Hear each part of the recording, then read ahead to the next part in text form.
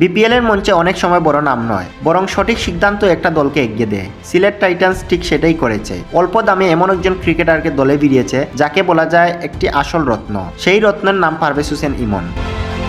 বিপিএলে নিজের প্রথম ম্যাচে ইমন তুলে নিয়েছিলেন দুর্দান্ত একটি 50। অভিষেক ম্যাচে আত্মবিশ্বাসী ব্যাটিং, পরিণত শট নির্বাচন আর চাপ সামলানোর ক্ষমতা সব মিলিয়ে নজর কেড়েছেন তিনি।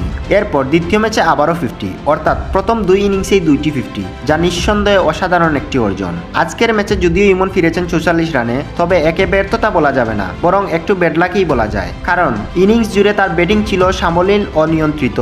মাত্র দুই ইনিংসেই ধারাবাহিক দেখিয়ে তিনি বুঝিয়েছেন সিলেট টাইটান্স কতটা সঠিক সিদ্ধান্ত নিয়েছে তাকে দলে নিয়ে।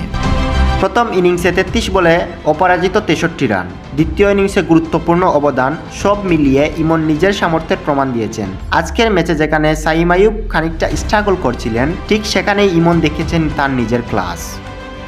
শর্ট সিলেকশন ছিল চোখে পড়ার মতো। কে বিদেশি কোয়াটায় খেলছে আর কে দেশি কোয়াটায় খেলছে সেটা বোঝার কোনো উপায়ই ছিল না। সিলেট টাইটান্সকে আলাদা করে ধন্যবাদ দিতেই হয় ইমনকে 4 নম্বরে খেলানোর জন্য। এই পজিশনটা ইমনের শক্তির জায়গা। নতুন বলে সুইং সামলাতে কখনো কখনো ব্যাক পেতে হয়, ব্যাক অফ দ্য লেন্থের ডেলিভারিতে কিছুটা দুর্বলতা আছে, কিন্তু স্পিনারের বিপক্ষে ইমন দুর্দান্ত।